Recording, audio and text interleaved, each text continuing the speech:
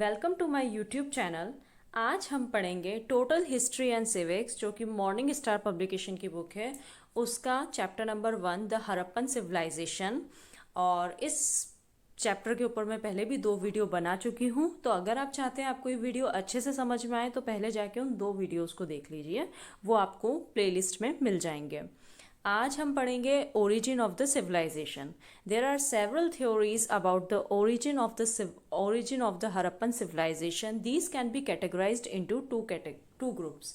बेटा, जो ओरिजिन थी सिविलाइजेशन की, इसके ऊपर बहुत सारी थ्योरीज आई, बहुत सारे स्कॉलर्स ने काफ़ी कुछ पढ़ा और सब ने अपनी अपनी बात कही। तो उन लोगों ने क्या करा, इस बुक में उन थ्योरीज को 2 पार्ट्स में डिवाइड कर दिया गया है। तो पहला जो ग्रुप है वो है फॉरेन ओरिजिन। कुछ स्कॉलर्स का ऐसा मानना था बेटा कि ये जो हरप्पन सिविलाइजेशन है, क्योंकि आपने देखा कितनी एडवांस है, यहाँ पे ब्रिक्स वगैरह भी आ गई है, ठीक है, और यहाँ पे इतना बढ़िया ट्रेड चल रहा है, और बाहर मतलब बाहर की कंट्रीज, बाहर दूसरी जगह भी इनका ट्रेड हो रहा है, तो काफ़ी एडवांस लग रहा था उस टाइम के अकॉर्डिंग। तो इन लोगों ने सोचा कि ज़रूर इसकी फॉरेन ओरिजिन रही होगी। पहले वीडियो में मैंने आपको बताया था कि ब्रॉन्ज एज सिविलाइजेशन के बारे में बताया था, और मैंने आपको बताया था कि 4 जो और सिविलाइजेशंस हैं, ठीक है, मतलब और भी सिविलाइजेशंस थी उस टाइम पे। तो ऐसा माना जाता था कि मेसोपोटेमियन सिविलाइजेशन जो थी, वहाँ से, वहाँ के ही लोग जो थे वो वहाँ से छोड़ के और वो यहाँ पे आके बस गए। और इस कारण से, क्योंकि वो ज़्यादा एडवांस थी मेसोपोटेमियन सिविलाइजेशन, तो वो लोग यहाँ आके बसे, तो इसलिए इतना एडवांसमेंट आया, ऐसा मानना था।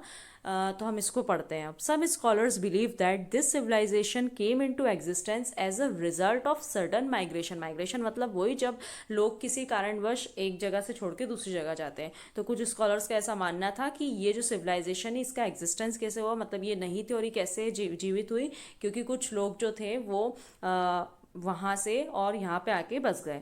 Migration of people with an urban civilization to the Indus basin. According to these scholars, the Harappan civilization was an offshoot of the Mesopotamian civilization. और उन्होंने ये तक बोला कि ये जो सिविलाइजेशन बनी, हरप्पन सिविलाइजेशन, ये और कुछ नहीं, मेसोपोटेमियन के ही जो लोग थे वो माइग्रेट होकर वो इंडस बेसिन पे आकर बस गए। However, excavations at various Harappan sites have indicated striking differences between the Harappan and the Mesopotamian civilization. अब देखो, कोई भी चीज़ बेटा जब कोई बोलता है, ठीक है, तो दूसरे स्कॉलर्स भी क्या करते हैं, उसको स्टडी करते हैं कि हाँ, इस बात में कितनी सच्चाई है, या सही है या नहीं है। तो क्या हुआ, बाद में फिर एक्सकेवेशंस और उन्होंने खुदाई वगैरह करी और दूसरी चीज़ें उनको मिली। जब उनने उनको स्टडी करा तो उनने देखा कि नहीं, ये नहीं हो सकता है। मेसोपोटेमियन सिविलाइजेशन और हरप्पन सिविलाइजेशन में उनको काफ़ी डिफरेंसेस देखने को मिले। Some scholars also held the view that trade with Mesopotamian played an important role in the transformation of the Harappan civilization from the early stage to the mature phase. अब मैं आपको बताना चाहती हूँ बेटा, एक पहले थी अर्ली स्टेज, उसके बाद में आई मैच्योर स्टेज, ठीक है। तो क्या हुआ, जो अर्ली स्टेज थी उससे मैच्योर में आने में उन लोगों ने क्या बोला कि क्योंकि ये लोग काफ़ी ट्रेड करते थे दूसरी जगह पे भी, तो उन्होंने ऐसा सोचा बाद में कि हो सकता है कि क्योंकि ये ट्रेड करते हो तो इस कारण से इन लोगों ने वहाँ जाके, मतलब जो इनको पता चला हो कि वाह इतना एडवांसमेंट वगैरह है, तो इन लोगों ने भी उस चीज़ को अडॉप्ट करा और इस प्रकार से ट्रांसफॉर्मेशन हुआ। But this theory has been rejected. लेकिन इस थ्योरी को भी क्या कर दिया, रिजेक्ट कर दिया गया। On the ground that no evidence of trade with Mesopotamian during the early Harappan period has been found. अब देखो बेटा, जो मैं बता रही थी एडवांसमेंट आया है, वो तो मैच्योर फेज में आया है ना, अर्ली स्टेज में तो कुछ था ही नहीं। तो फिर ये लोग कैसे वहाँ पे मतलब ट्रेड करते थे और क्या करते थे, तो उनको कोई इस बात का एविडेंस नहीं मिला। उस टाइम में कोई ट्रेड का एविडेंस नहीं मिला इनको, तो इस बेसिस पर उन्होंने रिजेक्ट कर दिया कि नहीं, ये मैच्योर फेज में इस कारण से तो नहीं आई है। अब दूसरा जो ग्रुप था वो था indigenous group, indigenous origin. Indigenous origin मतलब इसको स्वदेशी, एक प्रकार से स्वदेशी माना गया कि हाँ, इसका ओरिजिन इंडिया में ही हुआ है। The recent researches show that roots of the Harappan civilization lie deep in the Indian soil. Recent में जो रिसर्चेस हुई है, ठीक है, उनसे ये पता चला है कि हरप्पन सिविलाइजेशन और कहीं से नहीं, इंडिया में ही मतलब वो मतलब आई है एग्जिस्टेंस में। According to some historians, the urban Harappan culture was only an historians मतलब सब यही सोच रहे थे कि इतना एडवांसमेंट कैसे है। तो क्या बोला हिस्टोरियंस ने इस बारे में? The urban Harappan culture was only N outgrowth of the extensive local village culture and not of the foreign origin. First video में मैंने आपको कल्चर का मीनिंग बताया था। कल्चर मतलब जो चीज़ें हमको उस टाइम में मिली।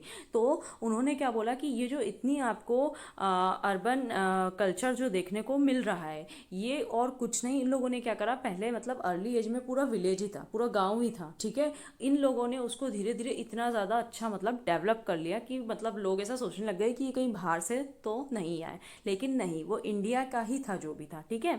तो क्या लिखा है? नॉट ऑफ फॉरेन ओरिजिन, कुछ भी फॉरेन ओरिजिन नहीं है।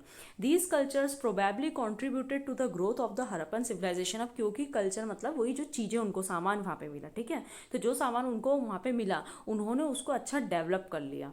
ओके और इस कारण से कोई चीज़ जब आप अपना अपने आपको जो चीज़ें अवेलेबल है आप उनको अगर अच्छे से डेवलप कर लो, ठीक है, एडवांस कर लो, तो क्या होगा, आप उसी चीज़ वही चीज़ जो आप कर रहे हो उसमें आप काफ़ी ज़्यादा ग्रोथ आपको देखने को मिलेगी, ठीक है। तो उन्होंने क्या बोला कि ये जो कल्चर में इन लोगों ने इतना ग्रोथ करा था, इस कारण से जो हरप्पन सिविलाइजेशन है उसकी इतनी ज़्यादा ग्रोथ हुई।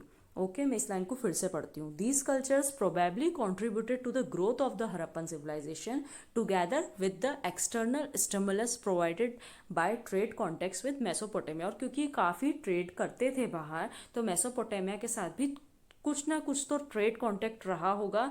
तो अगर आप उन दोनों चीज़ को मिक्स कर लो, मतलब खुद की मेहनत, खुद का एडवांसमेंट और साथ में बाहर से भी वो लोग जो देख रहे थे और सीख रहे थे, तो दोनों का मिक्सण जो हुआ, इस कारण से हरप्पन सिविलाइजेशन का इतना ग्रोथ हुआ। These historians found some marked similarities between the pre Harappan and proto Harappan cultures. अब सारे एकदम से चेंजेस नहीं हो गए, ठीक है। इंडिया मतलब क्या हुआ, आप भले ही चीज़ों को एडवांस भी कर लो, लेकिन कुछ ना कुछ तो आपको सिमिलैरिटीज़, मतलब कुछ आपकी चीज़ें ऐसी रहती है जो आपको ये दर्शाती है कि हाँ ये चीज़ ऐसे पहले थी और अब बस इनने इनको ऐसा एडवांस कर लिया। तो जब उन हिस्टोरियंस ने खूब स्टडी करी तो उनको कुछ सिमिलैरिटीज़ भी देखने को मिली, ठीक है, जो प्री हरप्पन था उसमें और जो बाद में जो हरप्पन कल्चर था उसमें। और ये सिमिलैरिटीज़ उनने कहाँ कहाँ मिली उनको? कोट डीजी, अमरी और कालीबंगा में। इन टर्म्स ऑफ अब किस रूप में देखने को मिली? ग्रैनरीज उन्होंने देखी, ठीक है, डिफेंसिव वॉल्स जो थी and long distances trades in these settlement. तो इन सब चीज़ों को जब उन्होंने स्टडी करा तो यहाँ पे उनको क्या मिली? सिमिलैरिटीज देखने को मिली। From these historians concluded that the Harappan civilisation evolved from these agricultural communities.